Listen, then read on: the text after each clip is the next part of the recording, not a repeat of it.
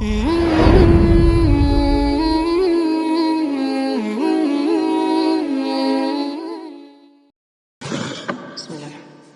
Assalamualaikum warahmatullahi wabarakatuh.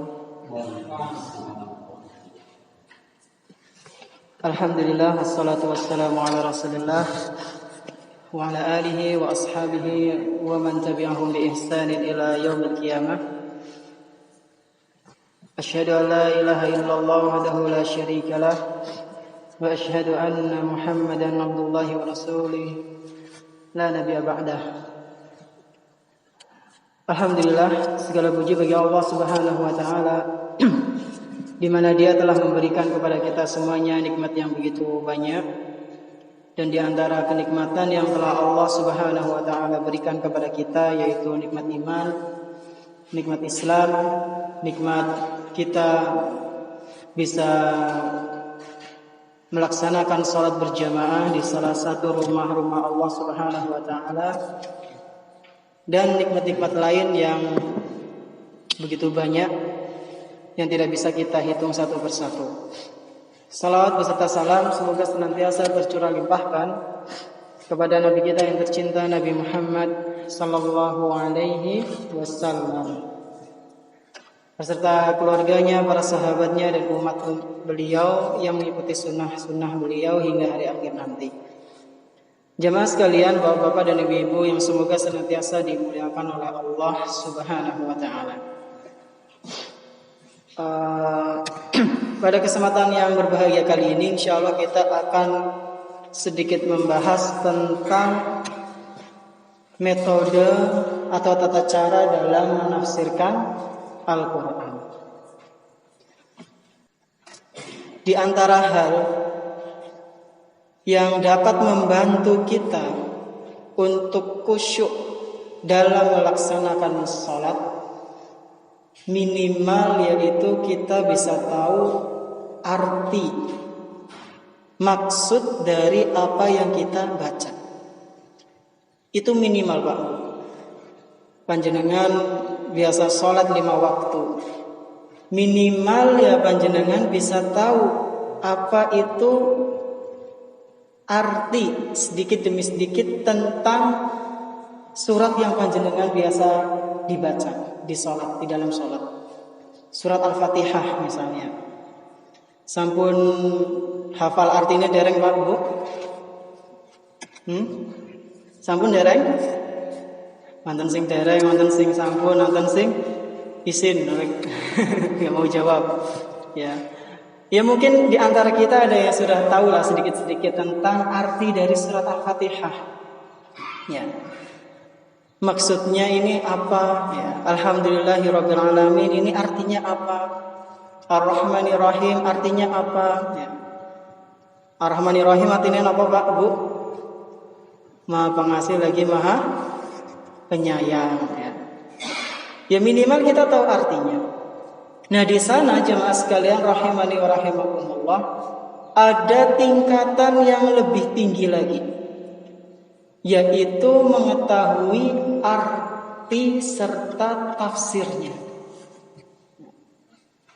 Ketika seseorang menjalankan sholat 5 waktu, dia membaca suratan pendek, surat Al-Fatihah, dia paham arti dan tafsirnya, ini sangat membantu baginya untuk khusyuk, Pak. Karena di antara kekhusyukan di dalam sholat adalah mengetahui arti, tafsir, isi kandungan yang kita baca. Ya. Akan tetapi masalahnya jemaah sekalian rahimani wa rahimakumullah, memahami arti dengan tafsir itu berbeda. Ya. Kalau arti itu bisa berkata, ya. Orang yang bisa bahasa Arab juga insya Allah tahu arti dari Al-Quran. Tapi kalau tafsir itu beda. Contohnya kayak di ayat terakhir dari surat Al-Fatihah, ghairil maghdubi alaihim waladdallin. Allah itu murka kepada mereka. Ya. Allah Subhanahu wa taala murka kepada mereka. Dan mereka ini siapa yang dimurkai oleh Allah? Dan ada juga yang disesatkan oleh Allah Subhanahu wa taala. Nah, siapa ini? Di dalam tafsirnya disebutkan orang-orang Yahudi dan orang-orang Nasrani. Nah, kalau orang tahu arti dan tafsir itu bisa mengantarkan kepada kekhusyuan. Jamaah sekalian rahimani wa rahimakumullah. Bagaimana supaya kita bisa mengetahui tafsir dari surat-surat pendek yang kita baca? Ya tentunya dengan belajar, ya. Tentunya dengan belajar. Jangan sampai kita menafsirkan Al-Quran dengan hawa nafsu kita atau sekepenaket dewek, ya. Harusnya ketika kita menafsirkan Al-Quran dengan bimbingan para ulama, ya. Jangan sampai kita menafsirkan Al-Quran dengan ilmu batin, ya. Kayak ayatnya munine kayak gini, ketone lo maksudnya kayak gini. Nah, nganggo apa? Ketone, ya. Fawailul lil musallin, celakalah orang-orang yang salat. Nah, kan orang yang salat itu celaka, mending ora sah salat. Ini adalah tafsir yang keliru, ya. Nanti kita bahas contoh-contohnya. Tafsir yang tidak keliru adalah ini yang akan kita pelajari. Sekurang-kurangnya ada 5 cara dalam menafsirkan Al-Quran. Jadi sekali lagi Bapak-bapak dan Ibu-ibu rahimani wa rahimakumullah, jangan sampai kita menafsirkan Al-Quran dengan hawa nafsu kita tanpa dibekali ilmu, ya. Ancamannya itu sangat berat, Pak. Disebutkan dalam sebuah hadis dari Abdullah bin Abbas radhiyallahu anhu. Rasulullah sallallahu alaihi wasallam pernah bersabda, "Man qala fil Qur'ani bi ra'yihi falyatabawwa maq'adahu minan nar." Barang siapa yang berani berkata tentang Al-Qur'an, menafsirkan Al-Qur'an dengan akalnya, dengan hawa nafsunya, tanpa ilmu agama yang benar, maka kata Rasulullah sallallahu alaihi wasallam, "Falyatabawwa maq'adahu minan nar." Maka persiapkanlah tempat duduknya di neraka. Berarti kalau ada orang berdalil dengan Al-Qur'an, kemudian menafsirkan tanpa ilmu, tanpa bimbingan ulama, ancamannya apa, Pak, Bu? Dapat tempat duduk di neraka. Berarti bisa masuk ke dalam neraka. Nauzubillahi min dzalik. Al-Qur'an, hadis riwayat Imam At-Tirmidzi dan dinyatakan hasan oleh beliau. Nah, jadi ini jemaah sekalian, di antara ancaman orang yang menafsirkan Al-Qur'an sekepenaknya dewek, ya. Jangan sampai kita menjadi orang-orang yang seperti itu.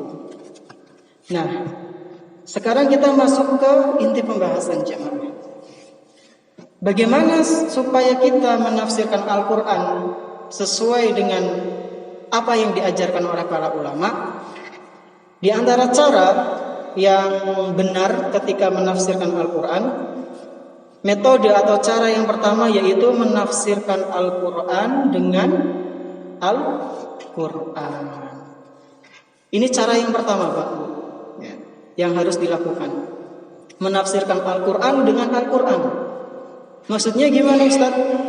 Maksudnya ketika kita menjumpai suatu ayat itu kita tidak paham ini maksudnya apa.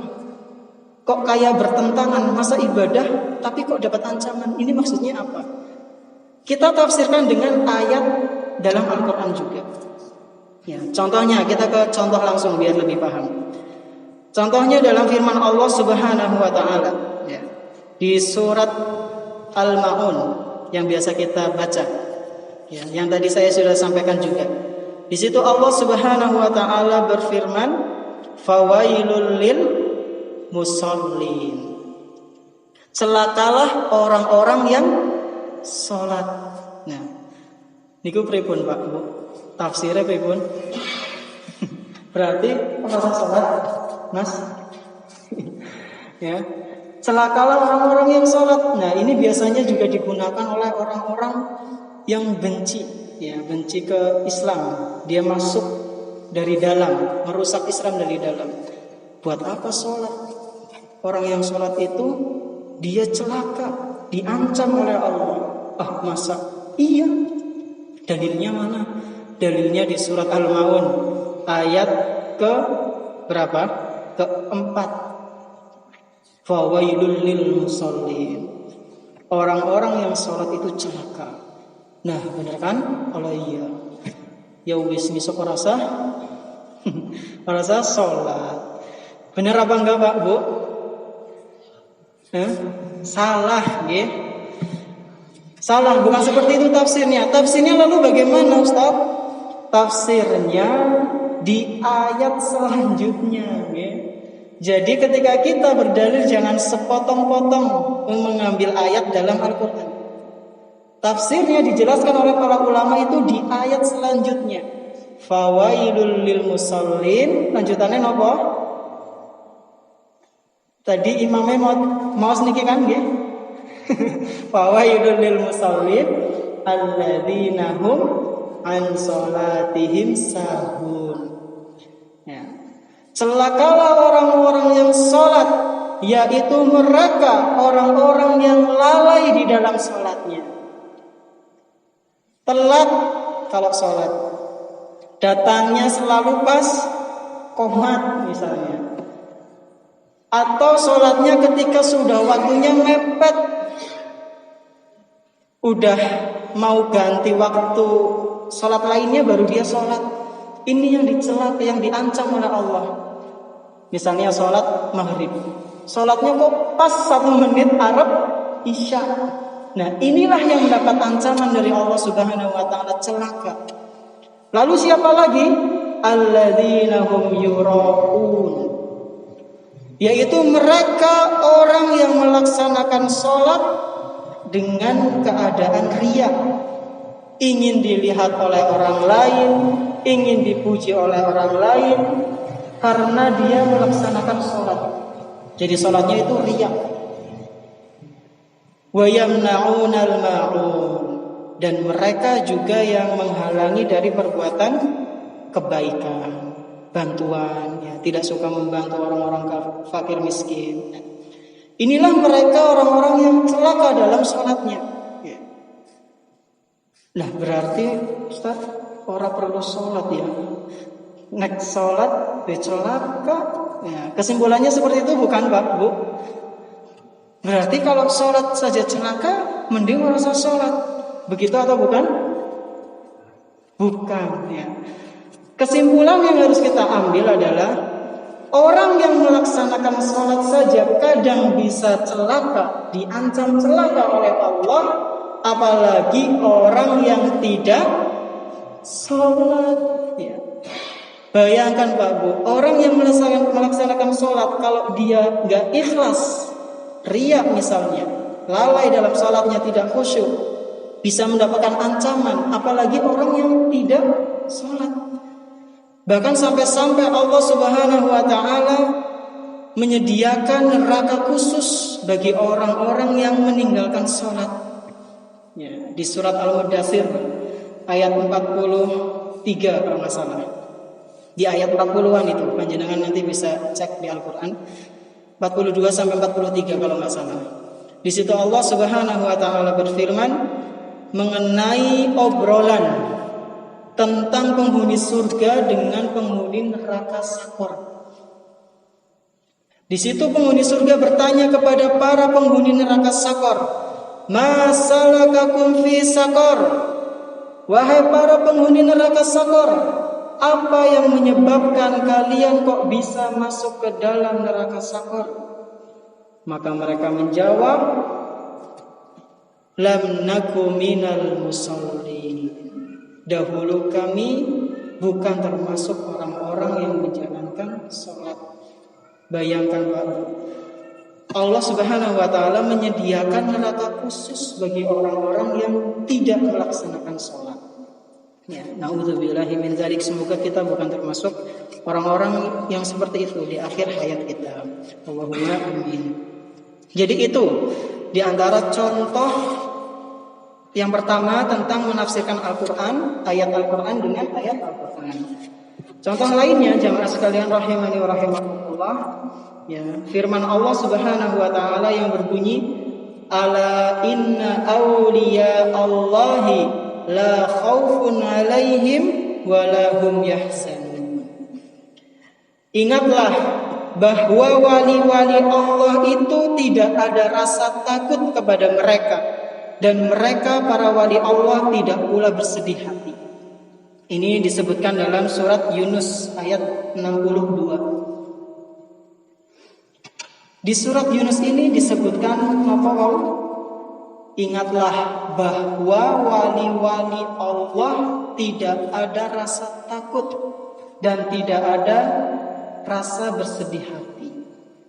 Nah, pertanyaannya, siapakah wali Allah itu?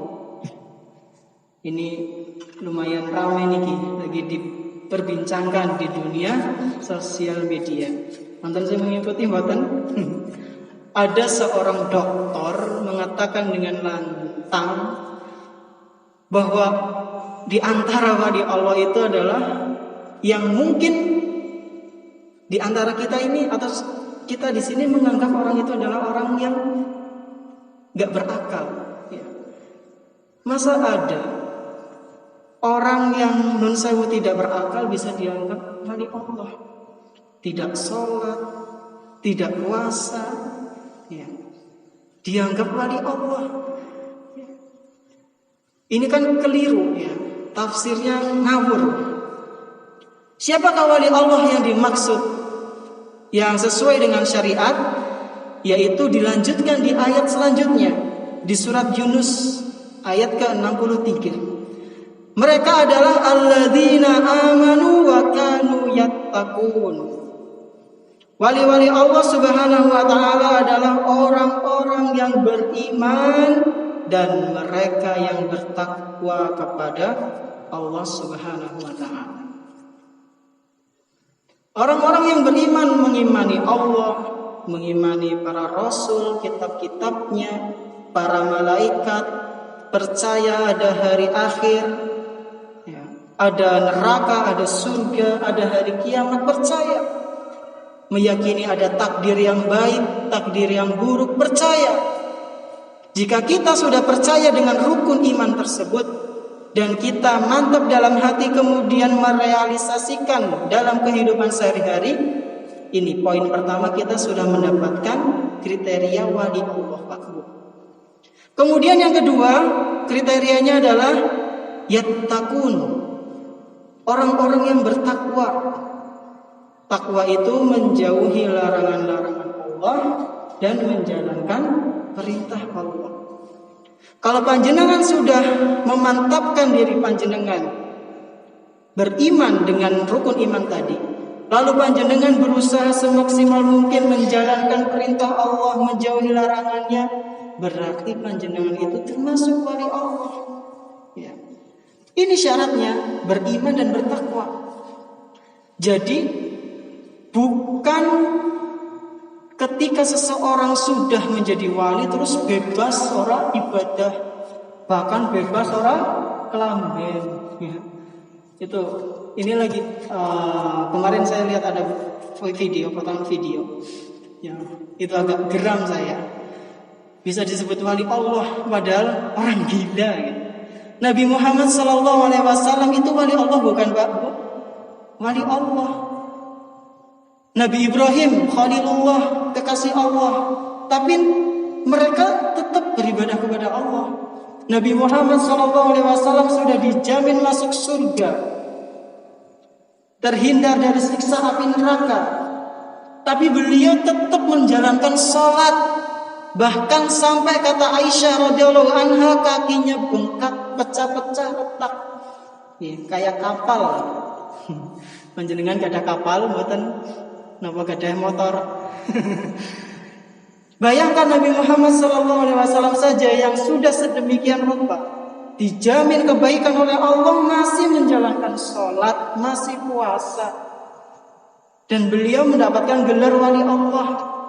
Nah ini kok tahu-tahu ada orang mengatakan, ya, orang-orang yang seperti itu dianggap wali Allah. Alhamdulillah kita bukan termasuk orang-orang yang meyakini perihal yang seperti itu. Na'udzubillahi min dzalik. Semoga kita dan anak-anak keturunan kita terhindar dari pemahaman seperti itu nggih Pak Bu. Allahumma amin. Yang menganggap wali padahal bukan wali, orang gila dianggap wali. Inilah penafsiran yang pertama, menafsirkan Al-Quran dengan Al-Quran. Kemudian yang kedua yaitu menafsirkan Al-Quran dengan sabda Rasulullah Sallallahu Alaihi Wasallam, atau menafsirkan Al-Quran dengan hadis-hadis Nabi Muhammad Sallallahu Alaihi Wasallam. Nah, contohnya bagaimana Ustaz? Contohnya di surat Yunus lagi ya.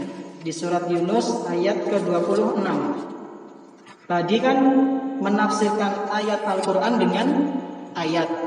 Nah sekarang kita coba tafsir Al-Quran dengan hadis Nabi Muhammad SAW.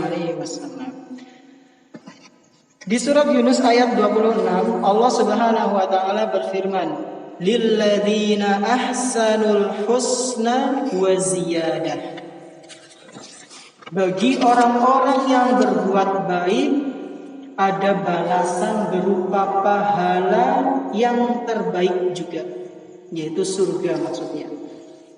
Jadi orang-orang yang melakukan amal-amal soleh, amal-amal kebaikan, Allah akan membalasnya dengan balasan yang lebih baik dari yang dia kerjakan berupa surga. Wa ziyadah, dan tambahan. Nah, kita kalau nggak tahu tafsirnya bingung tambahan apa ini? Ya. Tambahan bidadari nih atau tambahan kopi nih? Apa ini maksud dari tambahan tersebut? Ya. Nah, tafsir ini dijelaskan dalam sebuah hadis. Dalam sebuah hadis yang diriwayatkan oleh Imam Muslim, hadis sahih, bahwa yang dimaksud dengan ziyadah atau tambahan di dalam ayat tersebut adalah kata Rasulullah SAW melihat Allah Subhanahu wa taala. Jadi jamaah sekalian rahimani wa rahimakumullah, ketika para penghuni surga sudah di dalam surga, mereka menikmati segala macam kenikmatan yang ada di dalam surga. Ya. Yang mungkin ketika di dunia mereka nggak mendapatkan, tapi ketika di surga mereka dapatkan. Berbagai macam kenikmatan yang tadinya haram di dunia jadi halal di surga. Khamar, ya.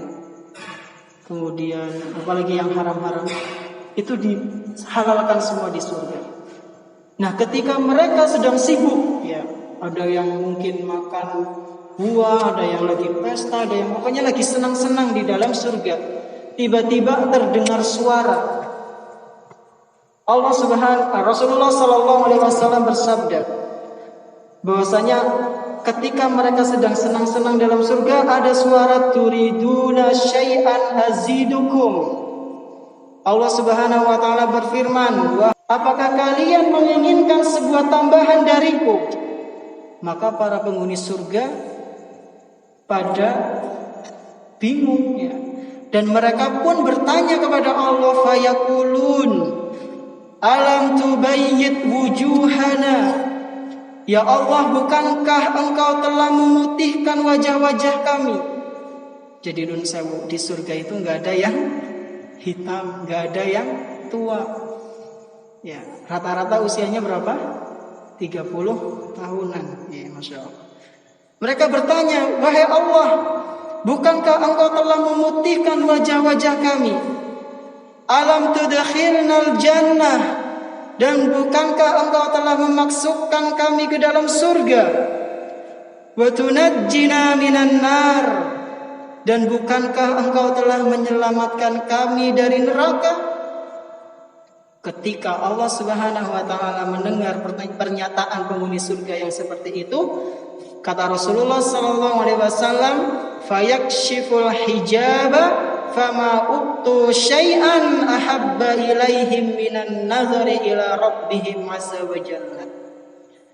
Ketika mereka bingung tambahan apa sebenarnya, maka Allah Subhanahu wa taala menyingkap hijab penutup antara mereka dengan Allah. Lalu mereka terdiam, dan pada saat itu mereka pun merasakan nikmat yang paling besar di antara kenikmatan yang ada di dalam surga, yaitu memandang Allah Subhanahu wa taala. Hadis riwayat Muslim. Panjenengan kalau misalnya dikirimi makanan, dikirimi kolak, abendina kok ana sing ngowe kolak, panjenengan mboten ngertos sinten. Kira-kira pengen ketemu mboten kali sing ngirimi? Pengen mboten? Pengen. Siapa sih sebenarnya sing ngirimi kolak? Siapa sih sing nukupna rames bae ben isuk? Eman temen. Nah, ketika kita ketemu dengan orang yang ngirimi kita, pasti kenikmatan ramas, kenikmatan kolak, kenikmatan orang yang dia berikan kepada kita itu sirna ketika kita melihat orang yang ternyata memberi kita. Begitu pula dengan kenikmatan yang ada di surga itu mereka lupa, Bu. Karena saking nikmatnya melihat Allah, ternyata ini Allah yang selama ini memberikan kenikmatan kepada kita. Dan semoga kita termasuk orang-orang yang menjadi penghuni surga nikmat. Allahumma amin. Inilah kenikmatan surga, Pak, yang paling tinggi, yaitu melihat Allah Subhanahu wa taala. Kemudian Rasulullah sallallahu alaihi wasallam membaca ayat lilladzina ahsanul husna wa ziyadah. Itulah balasan bagi orang-orang yang berbuat baik, yaitu balasannya adalah surga dan ziyadah, yaitu melihat Allah Subhanahu wa taala. Hadis sahih riwayat Imam Muslim. Jadi ini yang kedua, menafsirkan ayat Al-Qur'an dengan hadis Nabi Muhammad sallallahu alaihi wasallam. Kemudian yang ketiga, Pak Bu, rahimani rahimakumullah, yaitu menafsirkan Al-Qur'an dengan perkataan sahabat Nabi Muhammad sallallahu alaihi wasallam. Radhiyallahu anhum ajma'in. Semoga Allah meridhoi mereka semua. Jadi ini yang ketiga, menafsirkan ayat Al-Qur'an dengan perkataan sahabat Nabi. Ya. Mungkin timbul pertanyaan, kenapa sih Ustaz harus dengan perkataan sahabat Nabi? Kenapa? Karena mereka yang hidup bersama dengan Rasulullah sallallahu alaihi wasallam. Ketika Rasulullah sallallahu alaihi wasallam hidup, Al-Qur'an turun kepada beliau, dan beliaulah yang paling paham dengan Al-Qur'an. Kemudian siapa lagi setelah beliau? Ya sahabat-sahabat beliau. Mereka murid-muridnya Rasulullah sallallahu alaihi wasallam. Nanti yang nilar. Oh, bukan. Nah, jadi itu jemaah sekalian. Kayak misalnya lah ya, contohnya ketika kita lagi sakit, ya. Kita sudah cocok sama salah seorang dokter, misalnya katakan dokter A. Kita pengen berobat, ya, kutuk ke rumahnya berobat. Ternyata qadarullah dokter A itu lagi ada halangan, jadi kita nggak bisa berobat sama dokter tersebut. Akan tetapi dokter itu punya murid, Pak. Ada dokter B, C, D. Dan yang dekat dari rumahnya dokter A itu dokter B. Panjenengan milih pundi? Ke dokter B atau ke dokter Z? Milih pundi, Pak, Bu? Dokter B ini muridnya dokter A. Panjenengan sudah cocok sama dokter A. Kira-kira milih pundi? Amblang. Pasti yang milih dokter B. Karena kita tahu dokter B itu muridnya si dokter A. Begitu pula dengan menafsirkan Al-Quran. Ketika kita tidak menjumpai tafsir hadis ya, yang menjelaskan ayat Al-Quran, maka kita gunakan tafsir dengan aqwalis sahabi, ya, aqwalis sahabatin Nabi sallallahu alaihi wasallam, perkataan sahabat Nabi Muhammad sallallahu alaihi wasallam. Akan tetapi jamaah sekalian rahimani wa rahimakumullah, tidak semua sahabat itu pandai dalam menafsirkan Al-Quran. Mereka memiliki kelebihan yang berbeda-beda. Ada di antara mereka yang ahli hadis seperti Abu Hurairah. Ada di antara mereka yang ahli dalam perang seperti Khalid bin Walid. Panjenengan kalau buka buku sejarah Islam di mana peperangan itu ada Khalid bin Walid, panjenengan tidak akan nemu kaum muslimin itu kalah. Ketika peperangan itu dipimpin oleh Khalid bin Walid, kaum muslimin menang terus Pak atas izin Allah. Sampai-sampai diceritakan Umar bin Khattab radhiyallahu anhu pun mencopot jabatannya Khalid, mempensiunkan bahasanya kita mempensiunkan Khalid bin Walid. Kenapa? Karena Umar bin Khattab sudah khawatir kaum muslimin itu tawakalnya bukan ke Allah tapi ke Khalid. Gampangannya kados niki. Kena Khalid mimpin perang pasti menang Jadi tawakalnya tuh hilang ke Allah, malah tawakalnya ke Khalid. Jadi Umar mulai khawatir, mending dicopot saja. Akhirnya Khalid pun meninggal di atas kasur. Ini Khalid pintar dalam perang, tapi nggak pintar dalam tafsir. Nah, siapa saja yang pintar dalam masalah tafsir Al-Quran, mereka diantaranya adalah Khulafaur Rasyidin. Siapa saja? Abu Bakar, Umar, Utsman, dan Ali. Akan tetapi jamaah sekalian rahimani wa rahimakumullah, Abu Bakar dan Umar ini sedikit sekali tafsirnya. Kenapa? Karena Abu Bakar dan Umar tersibukkan dengan kepemimpinan. Abu Bakar Umar itu presiden, bahkan lebih dari presiden. Karena khilafah menguasai beberapa daerah. Mereka tersibukkan dengan ngurusi ini, ngurusi itu. Kadang aja RT baik sibuk Demikian RT mboten Pak RT. Sibuk mboten Pak? Lumayan RT insya Allah sih nggak terlalu sibuk masih ada kesibukan. Nah, ini RT aja sibuk apalagi khalifah. Ya tentunya ketika sibuk sehingga mereka susah untuk belajar. Nah, ini Abu Bakar dan Umar. Kemudian ada lagi Utsman, Ali. Ali ini cukup banyak tafsir Al-Qur'annya Ali ini cukup banyak. Dan yang lebih banyak lagi ada Abdullah bin Abbas, Abdullah bin Mas'ud, Ubay bin Ka'ab radhiyallahu anhum. Inilah beberapa sahabat yang bisa kita ambil dalam ilmu tafsirnya. Di antara contohnya firman Allah Subhanahu wa taala yang berbunyi wa in kuntum marda aw ala safarin aw jaa ahadum minkum minal ghaid aw lamastumun nisa. Allah Subhanahu wa taala berfirman, apabila kalian sakit atau sedang dalam perjalanan jauh safar atau sehabis buang air kecil atau buang air besar atau kalian menyentuh wanita dan kalian tidak menjumpai air padahal kalian sudah dalam keadaan suci, maka bertayamum.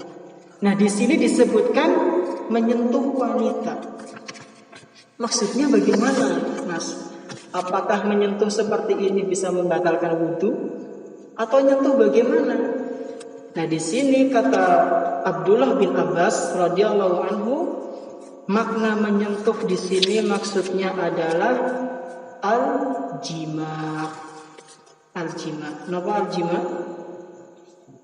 Masya Allah. Nun sewu bersetubuh. Maksud dari menyentuh wanita adalah bersetubuh. Jadi ada orang misalnya sudah butuh, kok tahu-tahu bersetubuh dengan pasangannya, maka otomatis. Inilah tafsir yang ketiga, menafsirkan Al-Quran dengan perkataan Nabi Muhammad, perkataan para sahabat Nabi ridwanullah alaihim ajma'in. Kita langsung ke poin yang keempat. Poin yang keempat adalah menafsirkan Al-Quran dengan perkataan para tabi'in rahimahumullah. Siapakah mereka para tabi'in? Tabi'in itu sinten Pak, Bu? Tabi'in adalah generasi yang hidup setelah para sahabat. Jadi Rasulullah SAW hidup itu bersama dengan para sahabat. Ketika Rasulullah SAW wafat, ada para sahabat. Nah, setelah para sahabat itu ada orang-orang lain juga. Mereka itu dinamakan dengan tabi'in, ya. Para pengikut sahabat, pengikut Rasulullah SAW. Nanti setelah tabi'in ada tabi'ut tabi'in. Ya. Nah, karena tapi di sini poin yang keempat menafsirkan Al-Quran dengan perkataan para tabi'in. Ya. Siapakah mereka? Di antara generasi tabi'in yang ahli dalam ilmu tafsir, di antaranya adalah ada Mujahid, ada Ikrimah, ada Atha bin Abi Robah. Ya. Mujahid, Ikrimah, Atha ini adalah penduduk Mekah, murid-muridnya Ibnu Abbas. Jadi Ibnu Abbas itu kan pakar tafsir dari kalangan sahabat. Ibnu Abbas ini punya murid Pak Bu. Muridnya siapa? Mujahid, Ikrimah, dan Atha bin Abi Robah. Apa ada yang lain lagi Ustaz? Ada. Yang lain ada Zaid bin Aslam, Abu Al-Aliyah, dan Muhammad bin Ka'ab Al-Qurtubi. Mereka ini adalah penduduk Madinah, murid-muridnya Ubay bin Ka'ab. Selain mereka ada lagi seperti Qatadah, terus dan Asy-Sya'bi dan Al-Qamah. Qatadah, Asy-Sya'bi, Al-Qamah. Mereka ini penduduk Kufah, murid-muridnya Abdullah bin Mas'ud. Inilah tafsir Al-Quran dengan tabi'in. Perkataan tabi'in. Contohnya, misalnya contohnya di firman Allah Subhanahu wa taala dalam surat Thaha. Allah berfirman, "Wa man a'rada 'an dzikri fa inna lahu ma'isyatan dhanka." Barang siapa yang berpaling dari peringatanku, maka dia akan mendapatkan kehidupan yang sangat sempit. Peringatan-peringatan Allah dilalaikan, kewajiban-kewajiban Allah tidak dijalankan, maka dia akan mendapatkan kehidupan yang sangat sempit. Wa nahsyuruhu yaumal qiyamati a'ma. Dan nanti di hari kiamat akan kami bangkitkan dalam keadaan buta. Nah, kata Ikrimah muridnya siapa tadi? Abdullah bin Abbas. Ya. Kata Ikrimah, buta di sini maksudnya adalah buta tidak bisa melihat apapun di sana kecuali neraka. Ini tafsirnya tabi'in, ya. Nah, tafsirnya tabi'in tentunya berbeda-beda. Kalau misalnya ada tafsir yang lebih tinggi, perkataan sahabat, maka kita ambil yang sahabat. Kalau ternyata ada tafsir hadis yang lebih tinggi dari ini, kita ambil yang hadis. Kalau ternyata ayat ditafsirkan dengan ayat, maka kita ambil yang pertama. Jadi itu tingkatannya ya Pak Bu. Jangan sampai kita ambil penafsiran yang keempat, padahal yang pertama tadi ayat dengan ayat itu ada, kita tinggalkan yang pertama. Jangan. Tapi ini tingkatan-tingkatan. Kalau misalnya ada yang lebih tinggi tafsirnya, maka kita ambil yang lebih tinggi. Itu diantara contohnya menafsirkan Al-Quran dengan perkataan tabi'in. Bahkan kalau misalnya kita menafsirkan Al-Quran tidak berdasarkan dengan keempat poin ini yang penting, ayat dengan ayat, dengan hadis, dengan perkataan sahabat, dengan perkataan tabi'in. Kalau kita menafsirkan Al-Quran tidak melalui metode empat ini, bisa jadi kita akan tergelincir dan tersesat Pak. Na'udzubillah.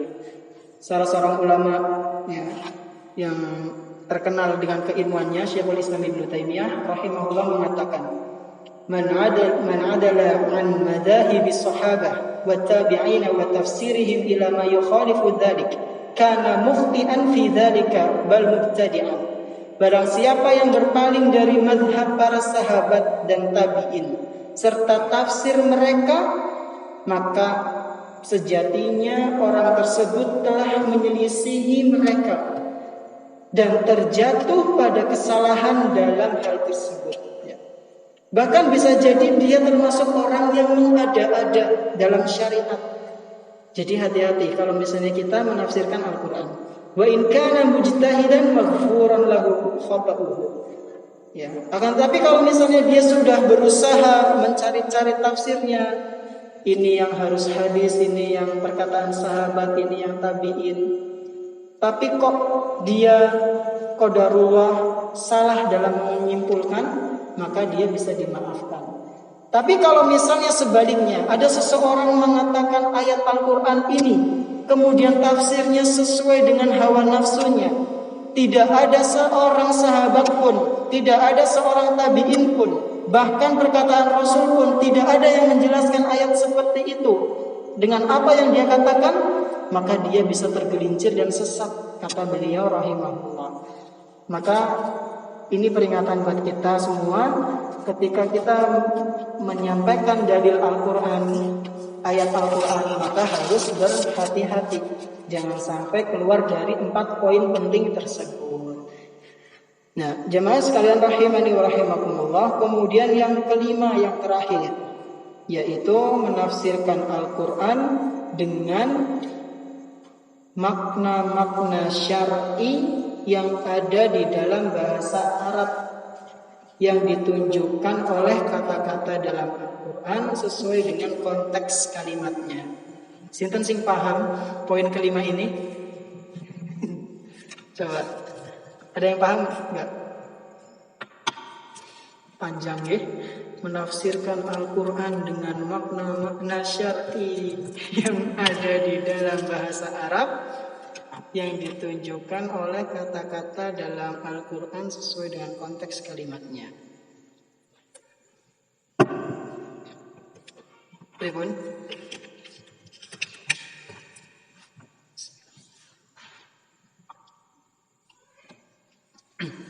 Kita langsung ke contoh ya. Biasanya kalau pakai contoh lebih mudah dipahami.